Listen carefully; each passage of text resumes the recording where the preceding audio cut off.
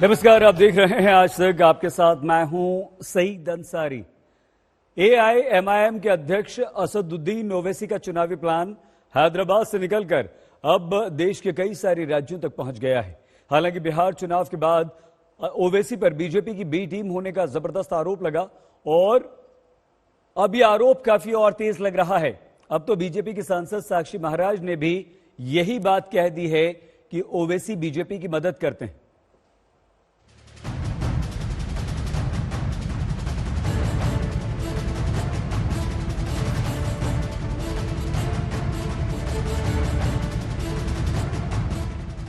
मकर संक्रांति पर ओवैसी की सियासी पतंगबाजी ने सरगर्मी बढ़ा दी है। ओवैसी की पतंग बिहार, यूपी और बंगाल के बाद गुजरात में सियासी उड़ान भरने वाली है। बिहार के विधानसभा चुनाव में 5 सीटें जीतकर तेजस्वी का खेल बिगाड़ने के बाद ओवैसी यूपी और बंगाल में विधानसभा चुनाव में उतरने को लेकर ताल ठोक रहे हैं। इतना ही नहीं, गुजरात के स्थानीय निकाय चुनाव में उतरने जा रहे ओवैसी अब वहां भी अपनी पतंग उड़ाना चाहते हैं। ओवैसी के इस ऑल इंडिया सियासी पतंगबाजी प्लान ने खास तौर पर उन सियासतदानों के माथे पर बल ला दिया है जिन पर ओवैसी की वजह से अपनी सियासी पतंग के कटने का खतरा मंडरा रहा है। ये भारतीय जनता पार्टी का खेल देखना आने वाले समय में कैसा कैसा खेल होता है। अभी तो चुनाव में 1 साल है, 1 साल के अंदर न जाने क्या क्या देखने और सुनने को मिलेगा। মাইনরিটিসদের ভোট ভাগ করবার জন্য আবার হায়দ্রাবাদের একটা পার্টিকে ধরে এনেছে। সেই পার্টিটা আবার এখানে কয়েক টাকা জোগাড় করে বিজেপি টাকা দেয় আর বিজেপির টাকায় ওরা এটা করে যায়। दरअसल ओवैसी मुस्लिम बहुसंख्यक इलाकों में दांव आजमाते हैं। मुस्लिम वोट बंटने से उनका नुकसान बीजेपी की विरोधी पार्टी को होता है और फायदा बीजेपी को। आने वाले समय में जहां ओवैसी की पार्टी चुनाव लड़ने वाली है, वहां भी यही फॉर्मूला लागू हो सकता है। ओवैसी की पार्टी 2022 में यूपी विधानसभा चुनाव लड़ने वाली है। यहां एसपी, बीएसपी और कांग्रेस से बीजेपी का मुकाबला है। इसी साल पश्चिम बंगाल में चुनाव हैं और ओवैसी मैदान में उतरने का ऐलान कर चुके हैं। यहां बीजेपी का मुकाबला टीएमसी से है। गुजरात में ओवैसी ने स्थानीय निकाय चुनाव में एंट्री मारने का फैसला किया है। यहां बीजेपी का मुकाबला कांग्रेस से है। अगले साल विधानसभा के चुनाव भी हैं। तीनों ही राज्यों में ओवैसी मुस्लिम वोट को बांट सकते हैं, जिसका फायदा बीजेपी को मिल सकता है।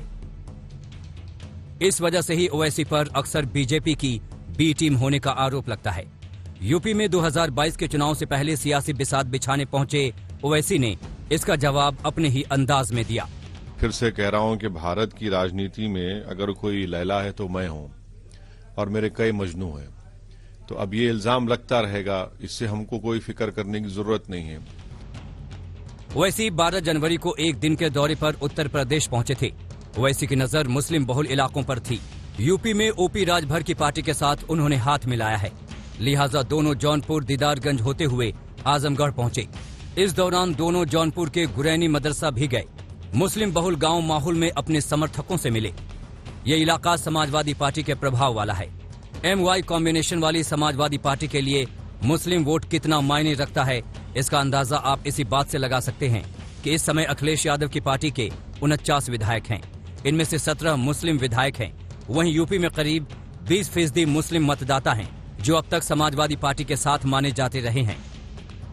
ओवैसी और राजभर की पार्टी ने 8 दूसरे दलों के साथ हाथ मिलाकर भागीदारी संकल्प मोर्चा बनाया है। इसके जरिए मुस्लिम पिछड़ा और दलित वोटों को गोलबंद करने का प्लान है। इस प्लान के निशाने पर कौन है, ये भी ओवैसी के बयान से साफ हो गया।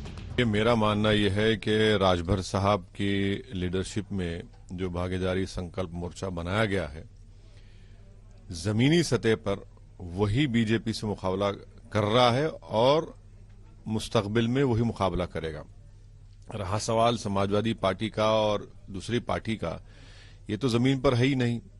इनका तो सिर्फ देखते हैं आपसे सोशल मीडिया पे या फिर किसी दूसरी जगह पर। तो मुझे यकीन है कि इंशाअल्लाह ताला उत्तर प्रदेश की जनता जो विकल्प या अल्टरनेट पॉलिटिक्स को देख रही है, वो जरूर इस भागीदारी मोर्चा की तरफ बड़ी उम्मीद से देख रही है। ओवैसी की इस रणनीति से बीजेपी की खुशी का ठिकाना नहीं है। बीजेपी सांसद साक्षी महाराज से रहा नहीं गया। उन्होंने साफ कर दिया कि जब जब ओवैसी की पतंग उड़ी, तब तब बीजेपी के विरोधियों की पतंग कटी है और आगे बंगाल और यूपी में ओवैसी बीजेपी के विरोधियों की ही पतंग काटेंगे। बड़ी मेहरबानी, उनको भगवान ताकत दे, ऊपर वाला खुदा उनका साथ दे। उन्होंने बिहार में भी हमारा सहयोग किया था, यूपी में भी करेंगे और बाद में पश्चिम बंगाल में भी करेंगे। अब तक ओवैसी पर बीजेपी की बी टीम होने का आरोप विपक्ष के नेता लगाया करते थे। इस बार खुद बीजेपी के सांसद साक्षी महाराज ने कबूल किया कि चुनाव में ओवैसी के उतरने से फायदा बीजेपी को होता है। ऐसे में बीजेपी ने सफाई दी तो उसमें बड़बोले साक्षी महाराज के लिए फटकार भी छिपी थी। केंद्र बिंदु बीजेपी है और बीजेपी को कैसे रोको और कैसे कंफ्यूजन पैदा करो, इसकी कोशिश में लोग लगे रहते हैं। जहां तक सवाल है इनकी पार्टी का, ओवैसी साहब की पार्टी का, उनकी अपनी पार्टी है, वो कहां लड़ेगी कहां नहीं लड़ेगी, लेकिन वैचारिक रूप से हम बिल्कुल उस पार्टी के खिलाफ है। वो पार्टी पूरी तरह से देश के हित में नहीं है, काम करने वाली है, ये बात स्पष्ट है। अब वो कौन क्या कहता है उससे कोई मतलब नहीं है। जिता रही है बीजेपी को, इस तरह के जो थके हारे लोग जो है वो बीजेपी को नहीं जिता रहे हैं। इसलिए जो है बीजेपी को जनता जिता रही है, कोई बी टीम, सी टीम, डी टीम की बीजेपी को जरूरत नहीं है। बीजेपी जो है वो हमेशा अव्वल टीम रही है और जनता उसके साथ है। बीजेपी ने साक्षी महाराज के बयान से पल्ला झाड़ लिया, लेकिन इस बात से इनकार नहीं किया जा सकता कि बिहार में ओवैसी की पार्टी ने महागठबंधन का खेल बिगाड़ा और एक बार फिर एनडीए की सरकार बनी। ओवैसी की पार्टी ने बिहार विधानसभा चुनाव में 20 उम्मीदवार खड़े किए थे, जिनमें से 16 उम्मीदवार मुस्लिम प्रभाव वाले सीमांचल के इलाके में थे। यहां ओवैसी की पार्टी ने 5 सीटें जीती और बाकी 15 सीटों पर वोट काटकर महागठबंधन को नुकसान पहुंचाया। महागठबंधन को 110 सीटें मिली, जबकि बहुमत का आंकड़ा 122 था। अगर 15 सीटों पर नुकसान न हुआ होता तो महागठबंधन बहुमत का आंकड़ा पार कर गया होता। यूपी में अखिलेश यादव हों या बंगाल में ममता बनर्जी, उन्हें भी ओवैसी की वजह से अपना खेल बिगड़ने का डर सता रहा है। अहमदाबाद में गोपी घांगर के साथ कन्नौज से नीरज श्रीवास्तव और अभिषेक मिश्रा, लखनऊ आज तक। बिहार चुनाव में कामयाबी के बाद ओवैसी ने हैदराबाद नगर निगम चुनाव में भी अपना गढ़ बचा लिया और इसके बाद ही ओवैसी बंगाल के चुनावी संग्राम में उतरने का ऐलान कर चुके हैं। ओवैसी ने 100 सीटों पर ममता बनर्जी को कड़ी टक्कर देने की चुनौती साफ तौर पर दे दी है।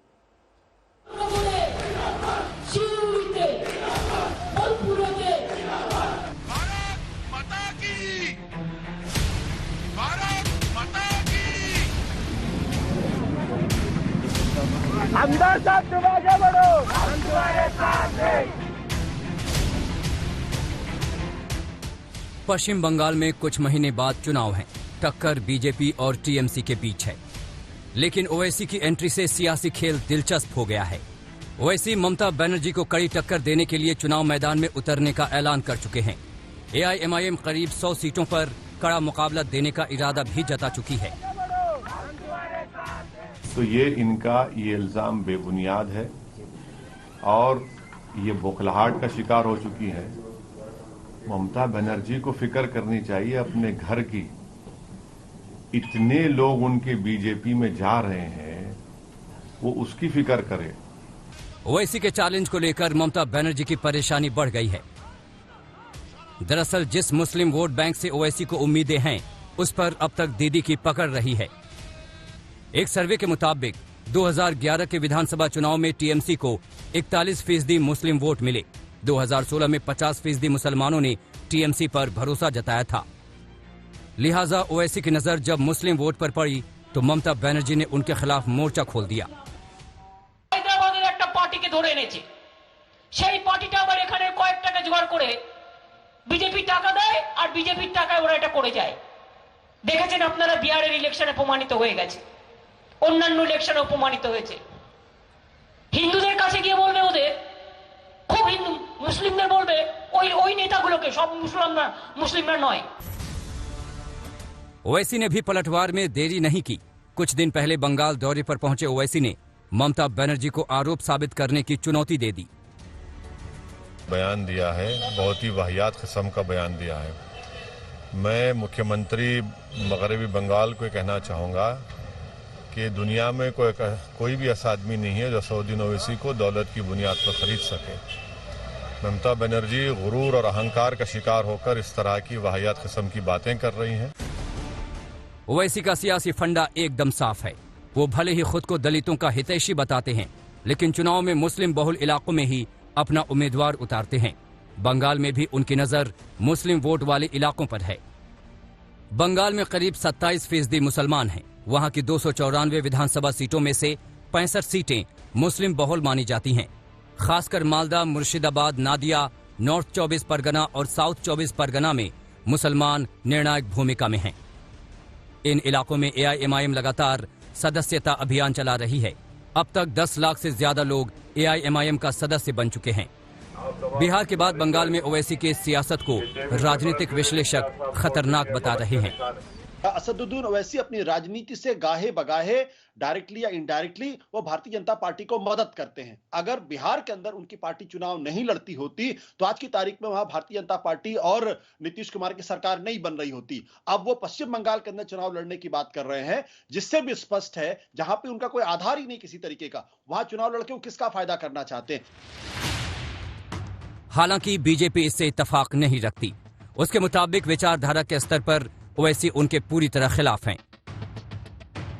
यदि विपक्ष ओवैसी और हमारे ऊपर आरोप लगाता है तो आप देखिए ट्रिपल तलाक पे दोनों एक साथ, धारा 370 पे दोनों एक साथ, 35A पे दोनों एक साथ, राम जन्मभूमि पे दोनों एक साथ, सीए पे दोनों एक साथ। तो दोनों में मिले सुर मेरा तुम्हारा सुर बने हमारा, और दोनों मिलकर सरकार चला चुके हैं। अविभाजित आंध्र प्रदेश में एमआईएम ने जब अकबरुद्दीन ओवैसी ने वह घटिया बयान दिया था, उस जमाने में कांग्रेस के साथ उनकी गठबंधन सरकार थी, न कांग्रेस ने कोई कार्रवाई की न कुछ। लेकिन बंगाल में ओवैसी ममता पर हमलावर हैं। उनकी नजर अब तक ममता के साथ खड़े मुसलमानों पर है। दूसरी तरफ टीएमसी एआईएमआईएम की तकरार से बीजेपी मन ही मन खुश है। उसे उम्मीद है कि ममता और ओवैसी के बीच मुस्लिम वोट की लड़ाई में उसके 200+ का टारगेट पूरा हो सकता है। कोलकाता से मनोज्ञा लोईवाल के साथ आज तक ब्यूरो। पश्चिम बंगाल और उत्तर प्रदेश के साथ ही असदुद्दीन ओवैसी ने गुजरात का चुनावी प्लान भी तैयार कर लिया है। ओवैसी की पार्टी गुजरात के स्थानीय निकाय चुनाव भी लड़ेगी। गुजरात में ओवैसी का स्वागत किया जा रहा है, तो वहीं उनके गढ़ हैदराबाद में भी उनकी तस्वीर वाली पतंग आजकल काफी डिमांड में है।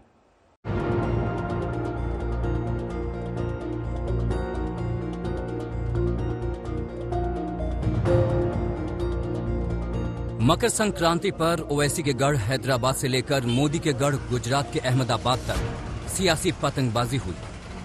हैदराबाद में जहां गृह राज्य मंत्री जी किशन रेड्डी ने पतंग उड़ाई, तो वहीं अहमदाबाद के जमालपुर में ओवैसी की विशालकाय पतंग को लेकर चर्चा है।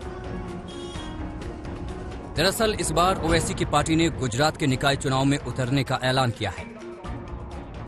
बीटीपी के साथ गठबंधन के जरिए पहली बार ओवैसी की पार्टी एआईएमआईएम गुजरात में स्थानीय निकाय के चुनाव में मैदान में उतर रही है। ओवैसी के इस फैसले से गुजरात में स्थानीय निकाय के चुनाव बेहद दिलचस्प हो गए हैं। फरवरी में गुजरात में 6 कॉरपोरेशन और नगर पालिका के साथ साथ तहसील पंचायत के चुनाव में भी एआईएमआईएम अपने उम्मीदवार को उतार रही है।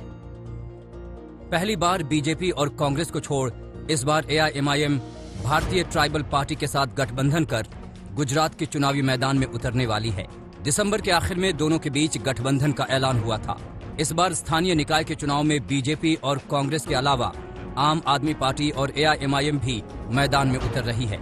इससे चुनावी जंग दिलचस्प हो जाएगी, खास तौर पर जब अगले साल गुजरात विधानसभा के चुनाव भी हैं।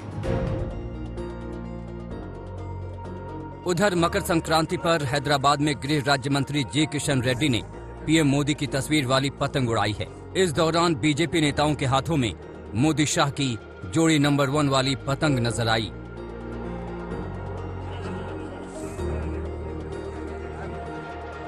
इस बार की मकर संक्रांति हैदराबाद के लिए खास है। हैदराबाद की राजनीति में हमेशा से एमआईएम के पतंग का परचम बुलंद रहा है, लेकिन इस बार हैदराबाद के बाजारों में मोदी के नाम की पतंग की धूम है। बिहार की जीत से उत्साहित असदुद्दीन ओवैसी ने जहां बंगाल का रुख किया है, वहीं उनकी नजरें राजस्थान और गुजरात के चुनावों पे भी हैं। ये साफ जाहिर करता है कि हैदराबाद की पार्टी की नजरें अब राष्ट्रीय राजनीति में पतंग की पेंच लड़ाने की है।